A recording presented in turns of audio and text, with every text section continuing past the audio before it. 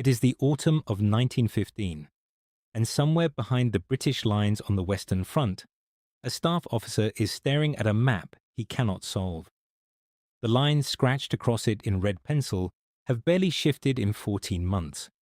They represent trenches, and the men defending those trenches have turned a strip of Belgian and French earth into something that no army in history had previously encountered. A continuous, fortified barrier stretching from the North Sea coast all the way to the Swiss border. Nearly 700 kilometers of interconnected ditches, wire obstacles, machine gun emplacements, and reinforced bunkers. Every tactical doctrine that European armies had spent the preceding century refining had been rendered useless inside 6 weeks of fighting. And in London, in a committee room at the Admiralty that does not officially appear in any public record, a small group of engineers, naval officers, and civilian inventors are sketching something that has never existed before, something with 6 legs, something that walks over trenches the way a spider walks over a crack in a pavement, without slowing, without stopping, as though the obstacle beneath it is simply not worthy of acknowledgement. The machine they are imagining does not yet have a name. The word tank, that deliberately mundane cover story chosen to make enemy agents believe the British are simply shipping water storage vessels to France, has not yet been invented.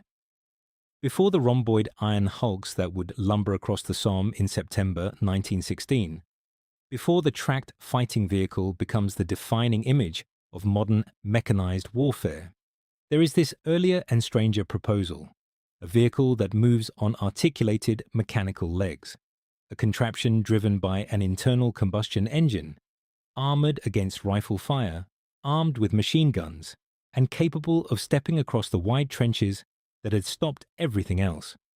It is one of the most extraordinary engineering proposals of the entire First World War, and the fact that it was never built in full tells us as much about the nature of wartime innovation as anything that was.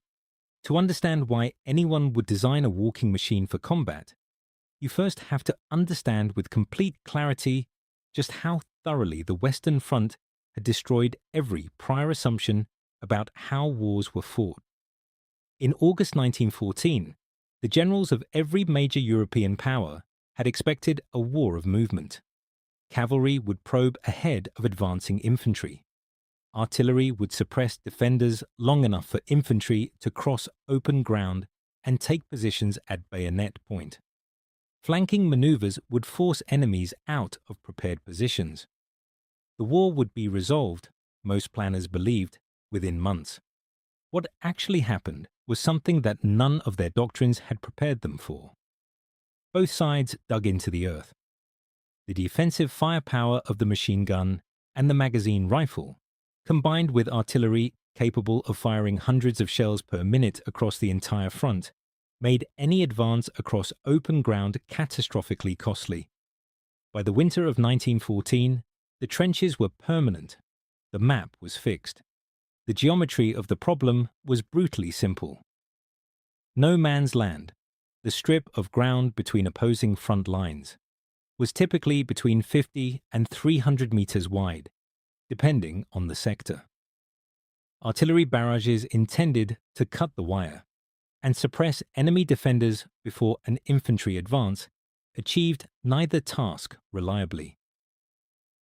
The shells destroyed the drainage of the ground, turning it into a waterlogged nightmare of shell craters and collapsed earth that was physically exhausting to cross even without enemy fire. The mud of Flanders, a particularly glutinous mixture of clay subsoil and rotted organic matter, could swallow a man to his thighs. Horses struggled and frequently drowned in it. Wheeled vehicles couldn't cross it at all. And the barbed wire, which artillery shells tended to cut only patchily, and which working parties repaired each night, funneled any infantry advance into killing corridors covered by pre-sighted machine guns. A man walking upright across that ground, from the moment he left the British parapet to the moment he reached the German wire, had a life expectancy measurable in seconds. Something had to change. and the pressure to find something that could change it was immense. Several minds attacked this problem simultaneously through 1914 and into 1915, and their proposals covered an enormous range of ambition and practicality. Winston Churchill, serving as First Lord of the Admiralty, was among the earliest senior figures to take the idea of a mechanical solution seriously. In early 1915, he established what became known as the Landships Committee, a body convened under Admiralty authority rather than War Office jurisdiction.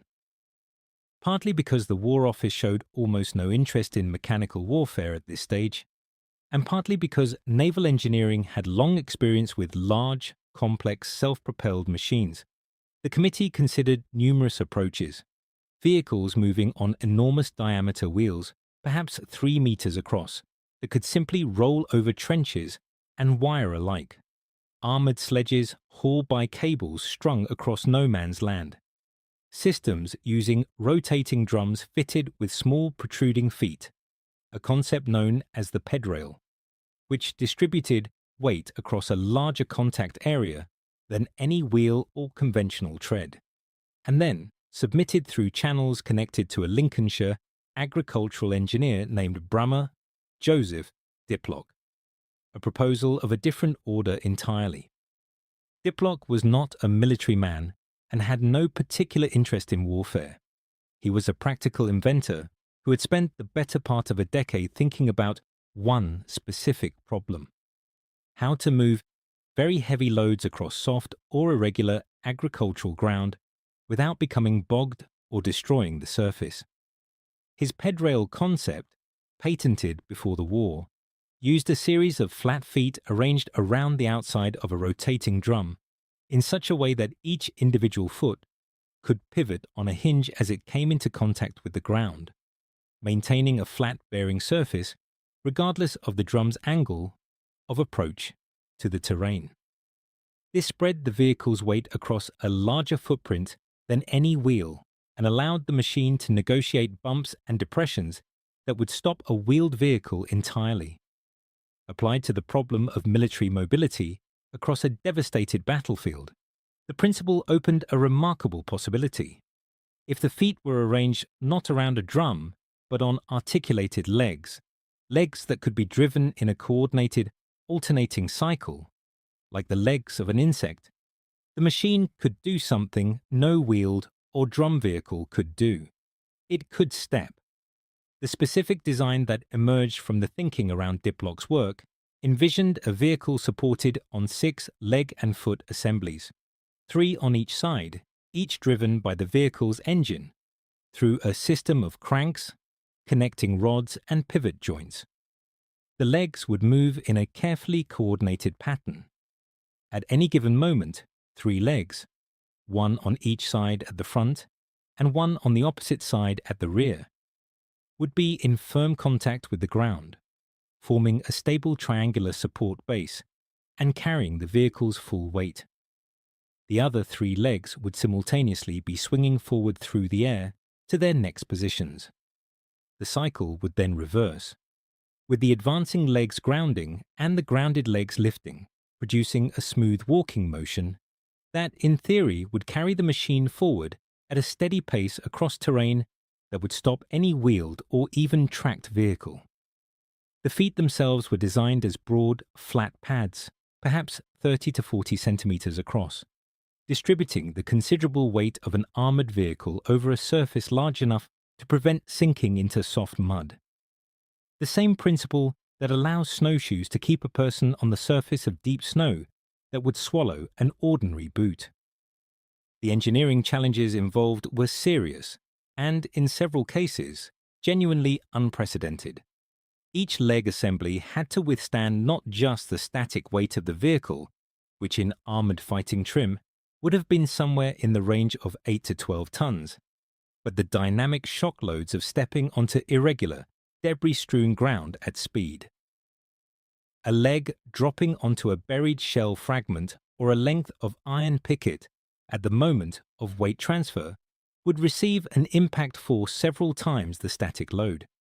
The drive mechanism, converting the smooth rotary output of a petrol engine into the precisely sequenced, reciprocating motion of 6 independent legs, required a crankshaft and gearing arrangement of considerable sophistication. Lubrication of all the pivot joints under battlefield conditions, where mud, grit, water, and the fine metallic debris of an artillery-saturated environment would force their way into every gap, was a problem that no existing engineering tradition had solved, because no existing machine had faced it in this form. The speed across country was estimated at perhaps 3 to 4 miles per hour under favorable conditions, somewhat slower than a man walking briskly but meaningfully, faster than infantry, struggling through shell-cratered mud under fire. The proposed dimensions were significant. The machine's height was dictated partly by the need for the legs to provide sufficient ground clearance for the body to step over a standard German trench, which in the main defensive lines ran to roughly 2 meters in width and perhaps 1.5 meters in depth. The overall length, including the leg mechanisms fore and aft, was estimated at somewhere between 5 and 7 meters. In weight and silhouette, it would have resembled a small locomotive that had been fitted with legs instead of wheels, armor plate instead of a boiler casing, and machine guns in place of a funnel. The noise it would have produced, the creak and clank of driven metalwork, the deep percussive thud of broad feet striking earth, the exhaust note of a laboring engine, would have been considerable and would have announced its approach long before it came into view. But in the context of a battlefield already deafened by continuous artillery, this was perhaps a secondary concern. If you are finding this interesting, a quick subscribe helps more than you know. Models of the walking principle were constructed, though the historical record on exactly how far development progressed is genuinely frustrating in its ambiguity. Some accounts suggest that a full-scale mechanical demonstrator was built and tested, probably at one of the War Office or Admiralty experimental facilities that operated under strict secrecy during this period. Other historians argue that only small-scale models were produced, sufficient to prove the mechanical principle to committee members, but falling well short of a battlefield prototype. The documents that survive, patent filings, fragmentary committee minutes, and recollections written years after the fact by participants whose memories were inevitably shaped by subsequent events, do not resolve this question definitively. What is clear is that the walking concept was taken seriously enough to receive sustained attention and resources from people who were simultaneously considering multiple competing approaches to the same problem. The competing approach that ultimately won the argument was the continuous track, the principle of a looped belt of linked plates wrapped around rollers and driven by the vehicle's engine, so that the vehicle effectively laid its own road surface ahead of itself, had existed in agricultural machinery for decades before the war.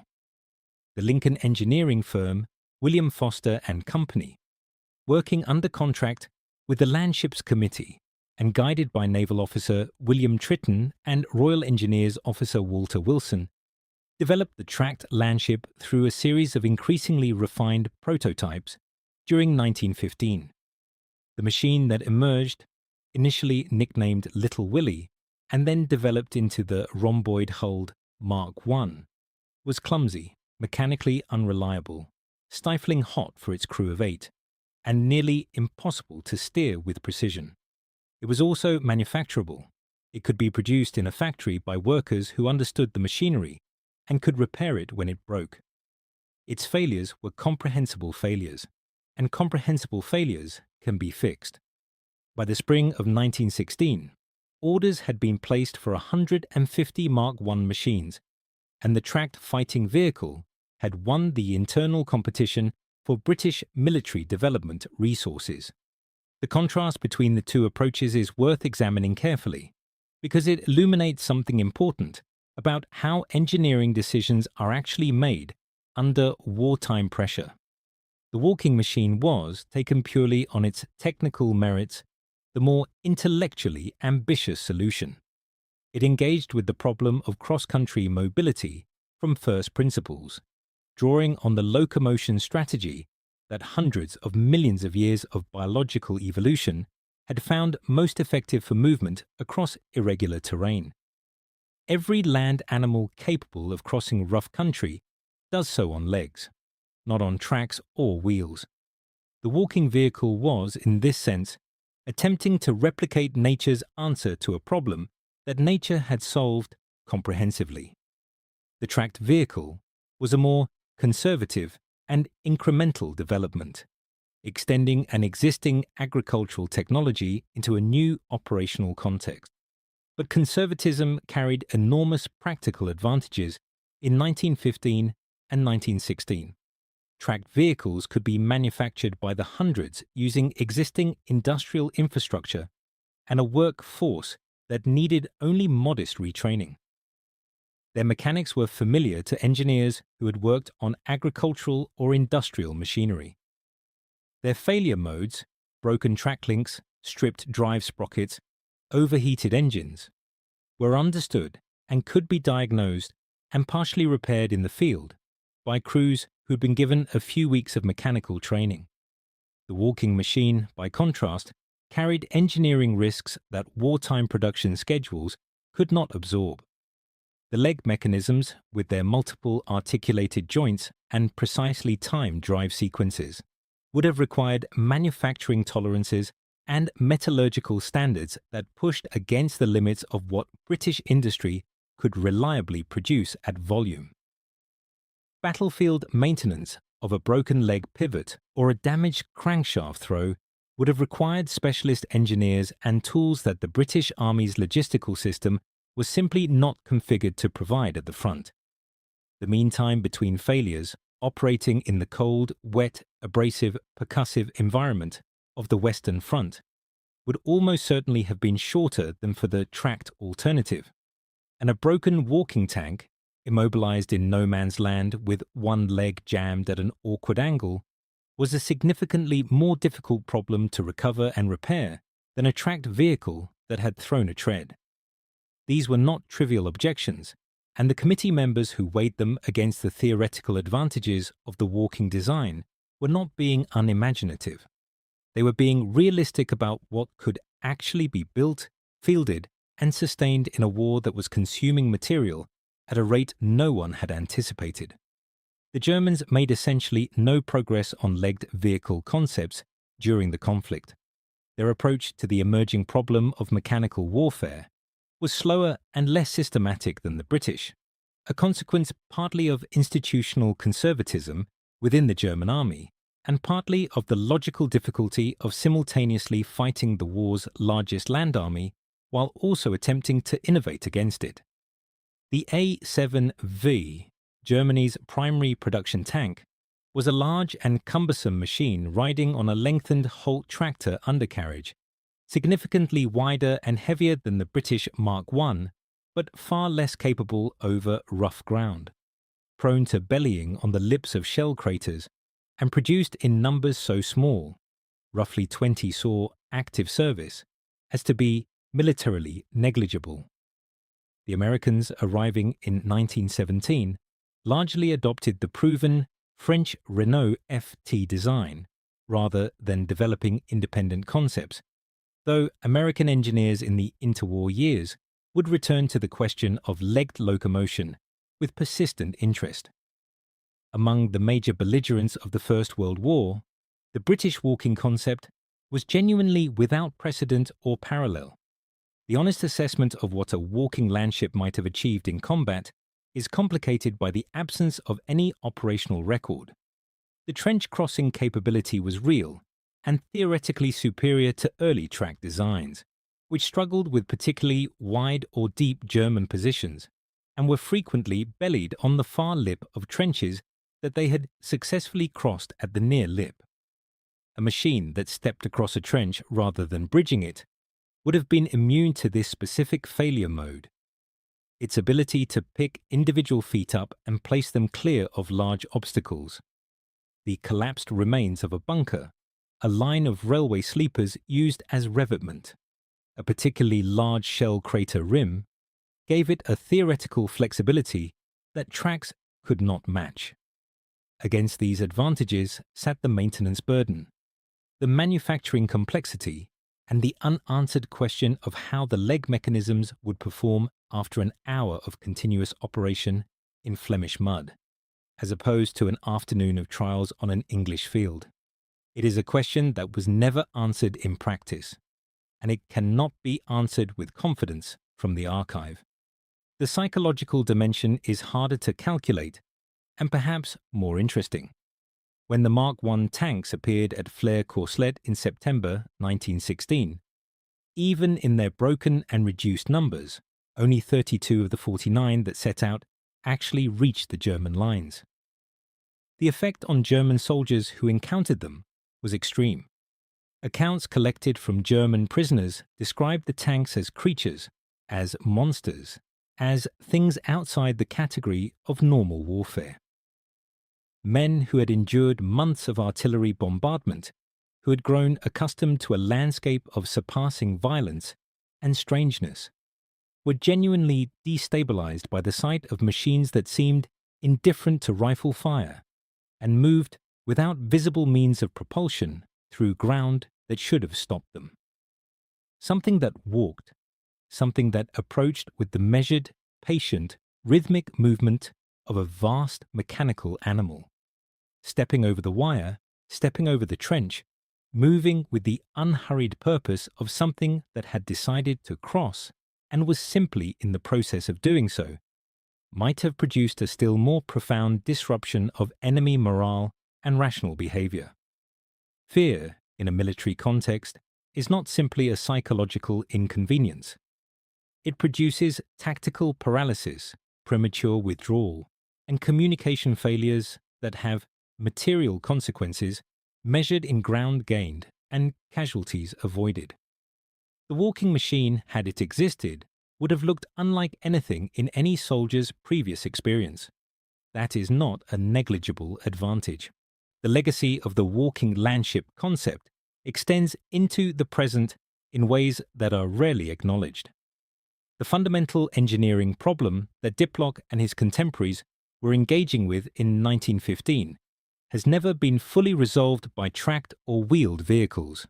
Both systems perform poorly on certain terrain types, particularly the steep, irregular, soft-surface ground found in mountain warfare, urban rubble, and dense forest environments. The interest in legged locomotion for military and industrial applications has persisted throughout the 20th century and into the 21st, driven by this enduring limitation of rolling contact with irregular surfaces. The quadrupedal robots developed by companies such as Boston Dynamics, the hexapedal platforms investigated by various military research programs, the ongoing theoretical work on optimal leg configurations for heavy load bearing, all of this work traces a direct intellectual lineage back to the same question a Lincolnshire agricultural engineer put to the British Admiralty in 1915.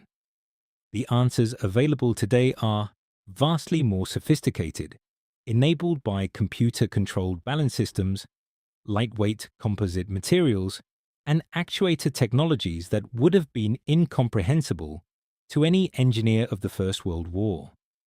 But the question is the same question.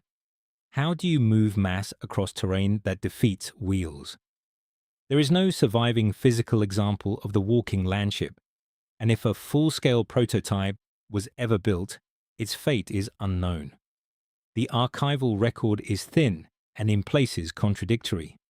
The documents that survive, patent filings, fragmentary committee minutes, and accounts written years after the fact by participants whose memories had been shaped by the magnitude of subsequent events, do not tell a clean story.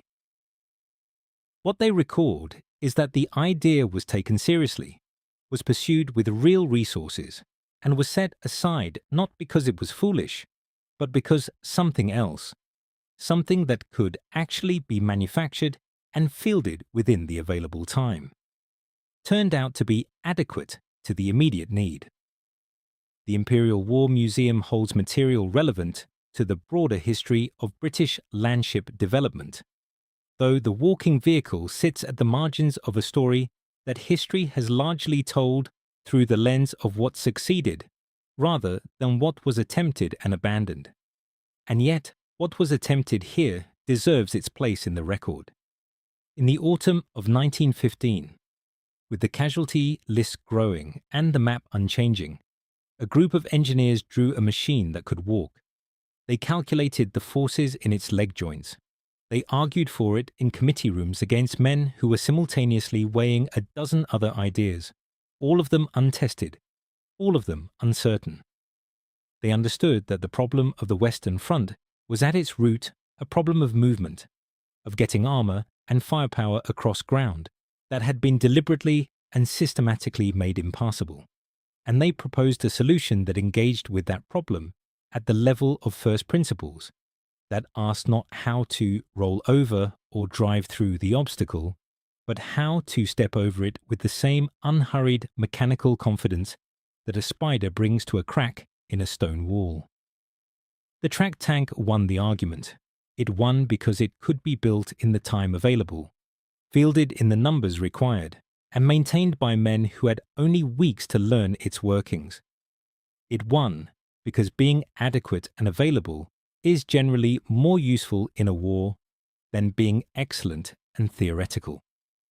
But the walking machine, in the logic of its legs, in the crank-driven and mud-stepping audacity of its conception, carried an idea that neither the mud of Flanders nor the constraints of wartime manufacturing could entirely extinguish. The trenches are gone. The wire has rusted into the earth. The map has long since changed.